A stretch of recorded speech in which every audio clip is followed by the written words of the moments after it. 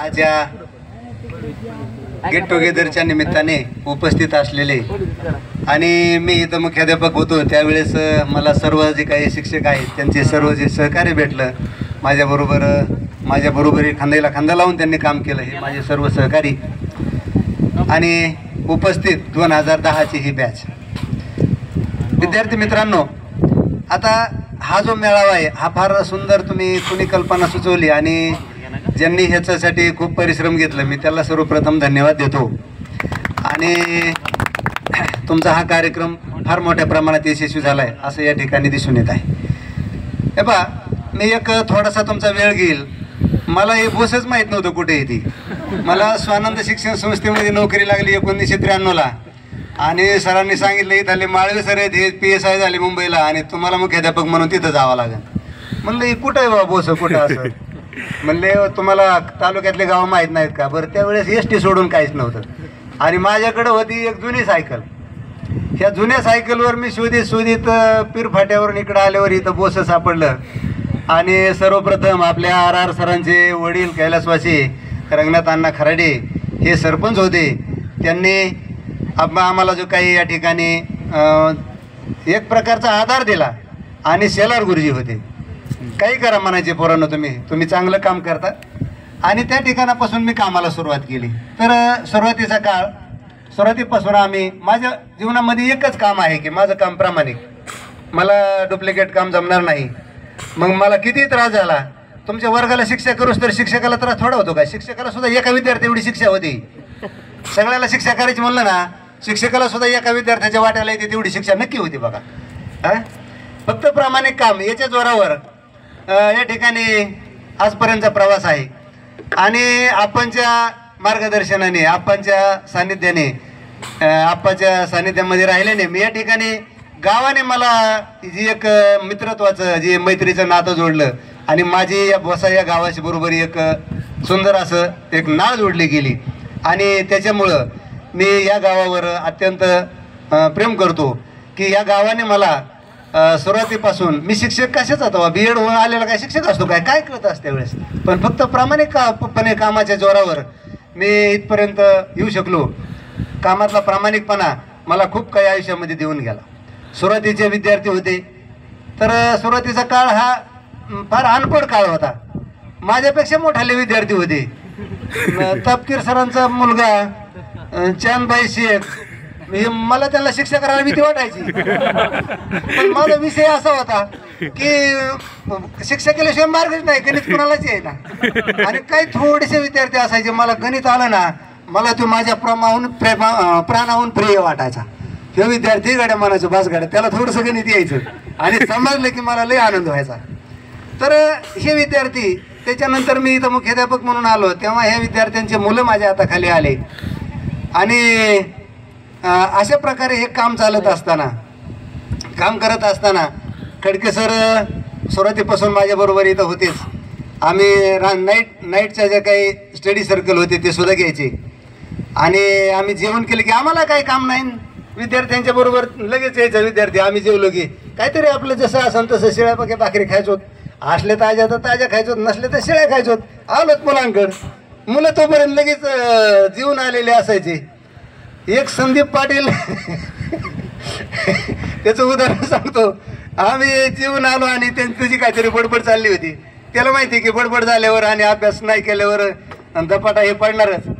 ते आम्ही 2 जण आलो आणि तो बाहेर गेलता. ते 3 वर्ग बांधले तिथालच्या बाबाच्या दारातले ते 3 वर्गाचे बाहेर गेलता. तो कशाला गेला असेल कोणास ठाऊक आणि बाहेरून येऊन काहीतरी बोलत होता. तर ती आम्ही आलो आणि नुसतं असं केलं, लाईट होती, लाईट जवळ होती, असं केलं, इतकं पेलं तो सर. मला एक काय म्हणला, काहीतरी म्हणला गड्या, त्याचं मला काय लक्षात आहे ना, परंतु एक शब्द सुद्धा बोललो नाही सर. असं म्हणण्यापेक्षा तो काहीतरी वेगळंच म्हणला आणि आम्ही दोघं इतके हसायला लागलो की तो बी गेला. आणि म्हणजे अशा पद्धतीचं हे काम करत असताना प्रत्येक विद्यार्थ्याकडून काहीतरी व्हावा, त्यांनी काहीतरी घडावा अशी एकच तळमळ. आणि सुरुवातीचे विद्यार्थी घडले, तो काळ सुरुवातीचा होता आणि जीवनामध्ये संघर्ष कमी होता. बाहेर सगळ्या जाती धर्माला जवळजवळ जो कष्ट करेल आणि जो परिश्रम घेईल अभ्यासामध्ये तो पुढे जात होता.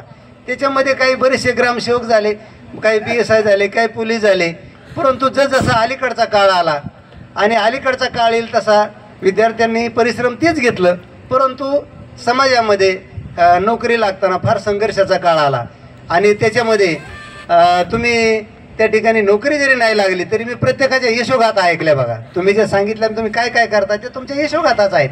प्रत्येकाने काही सीमेवर जाऊन सैनिकाप्रमाणे लढायचं होत नाही आणि त्याची गरजही नाही. आपण ज्या क्षेत्रामध्ये काम करतो ते काम करत राहणं ही सुद्धा एक देशसेवाच आहे. एवढंच नाही तर रोज उठून आपलं स्वतःचं शरीर फिट ठेवण्यासाठी चालणं हे सुद्धा एक देशसेवाच आहे. आपण आजारी पडलो तर 10, 15, 20 माणसं मोकार कामाला लागत आहेत ना, आपल्या घरचे कामाला लागत आहेत, नातेवाईकांची ये जा, डॉक्टर कामाला लागतोय, नर्स सगळा स्टाफ कामाला लागतोय, बरोबर आहे का? हे सुद्धा आपण सकाळी आपल्याला फिट ठेवणं हे सुद्धा एक देशसेवाच आहे. तर देशसेवा ही वेगवेगळ्या प्रकारची असते. अगदी तशा प्रकारची तुम्ही सुद्धा यशस्वी झालात. काही विद्यार्थ्यांच्या सगळ्यांच्या यशोगाथा मी ऐकलं. काही विद्यार्थी या ठिकाणी इंजिनिअरिंग क्षेत्रामध्ये आहेत, IT क्षेत्रामध्ये आहेत, काही अंगणवाडी सेविकामध्ये आहेत, त्याच्यानंतर काही विद्यार्थी शेती, उत्तम शेती हे करत आहेत. उत्तम शेतीसुद्धा आपल्या देशाची आबादी आज 150 कोटी झालेली. यांना खायला घालायचं सोपं काम नाही. एगडीवर खायला नसलं तर त्यांचा बिघाड होणार आहे सारा. त्याच्यामुळं हे सुद्धा एक उत्तम अशी देशसेवा तुम्ही करता आहात. तेव्हा या सगळ्या कार्यक्रमाच्या निमित्ताने मी असं त्या ठिकाणी म्हणेल की ही जी काही तुम्ही शाळेकडं परत फिरून पाहिलेलं आहे आणि शाळेमध्ये याची जी काही गरज होती आपल्या स्टेजची, याच्यावर अनेक सुंदर असे कार्यक्रम येतील. अनेक या ठिकाणी होणारे जे काही कार्यक्रम आहेत त्याच्यातून आपल्या विद्यार्थ्यांची सेवा घडणार आहे. त्यासाठी मी तुम्हाला पुन्हा एकदा धन्यवाद देतो. आणि या ठिकाणी तुम्हाला माहिती आहे, माणूस जर मोठा व्हायचा असेल तर तो पैशाने मोठा होत नाही. आणि शिक्षण किती देईल, कोण किती शिक्षण घेईल, आता आम्ही बी शिक्षण देऊन रिटायर झालो, काही उद्या होणार बी मी, तरी किती जण शिक्षण घेतात हे मला बी माहीत नाही. पण शिक्षक किंवा विद्यार्थी हा वाचनाने मोठा होतो ह्याची मला खात्री आहे. मग काय वाचायचं, हे पुस्तकं वाचून तर तुम्ही म्हणणार आम्ही हे काहीच राहिलो, पुस्तकं वाचून तर आम्ही लागलो समजा ही देश सेवा करायला कोणती शेतीची, परंतु विद्यार्थ्याला वाचन हे पुढे घेऊन जात असतं. त्याचं एक उदाहरण सांगतो. माझे वडील माजी सैनिक होते आणि त्याच्या नावावर, आमच्या आईच्या नावावर बंदुकीचं लायसन मिळत होतं. मी गेलो नगरला आणि तिथं कृष्णप्रकाश हा आपल्या जिल्ह्याचा काय आहे तो त्यावेळेस SP होता. तर ते SPची बदली झाली होती आणि ते SPची बदली झाल्यावर त्याचं सगळ्यात मोठं साहित्य होतं, एक टेम्पो भरून पुस्तकं झाली होती. आता आम्ही म्हणलो जिल्ह्याचा SP टेम्पो भरून पुस्तकं कशाला चालली असेल याने. तर तो म्हणला मी जरी एवढा मोठा झालेलो असलो तरी मी वाचनाने मोठा झालोय. मी वाचनाने मोठा झालोय. जिल्ह्याचा पोलीस अधिकारी का नाही, सुप्रिटेंडेंट ऑफ पोलीस, आणि त्याच्यामुळं मी वाचन कधी सोडणार नाही आयुष्यामध्ये. हे माझे सगळे वैयक्तिक पुस्तक आहेत, मला मी विकत घेऊन वाचतो हे पुस्तक आहेत.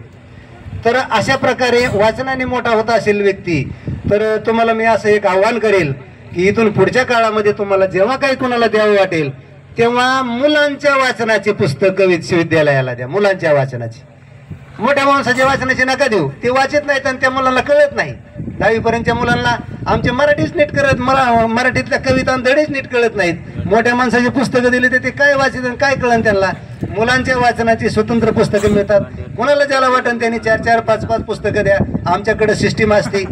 आमच्याकडे एक माणूस असतो शाळेकडे की तो काय करतो, आता प्रमाण आपल्या विद्यालयाचे इथं होते समजा कर्मचारी, तर त्यांनी सारखं विद्यार्थ्यांना आठवड्याला एका वर्गाला पुस्तक द्यायचं आणि दुसऱ्या आठवड्यात ते जमा करून घ्यायचं. प्रत्येक वेळेस परीक्षा आली की हे काम बंद. आणि अशा प्रकारे वाचनाने माणूस मोठा होत असेल तर निश्चित तुम्ही मुलांच्या वाचनाची पुस्तकं पुढच्या वेळेस तुम्ही 4-4, 5-5 पुस्तकं तुम्ही विद्यालयाला भेट म्हणून द्या. ती सगळ्यात मोठी भेट ठरेल असे मी या ठिकाणी तुम्हाला आवाहन करतो. आणि या ठिकाणी आम्हाला तुम्ही बोलवलं, आम्हाला सन्मानित केलं. या ठिकाणी पुन्हा एकदा तुमच्या सगळ्यांच्या बरोबरच भेटी झाल्या आणि हा तुमच्यासोबतच आम्हाला सुद्धा तितकाच आनंद आहे. या सगळ्याच्या निमित्ताने पुन्हा एकदा मी तुम्हाला तसेच विद्यालयाला पुन्हा एकदा धन्यवाद देतो आणि मी थांबतो. जय हिंद, जय महाराष्ट्र.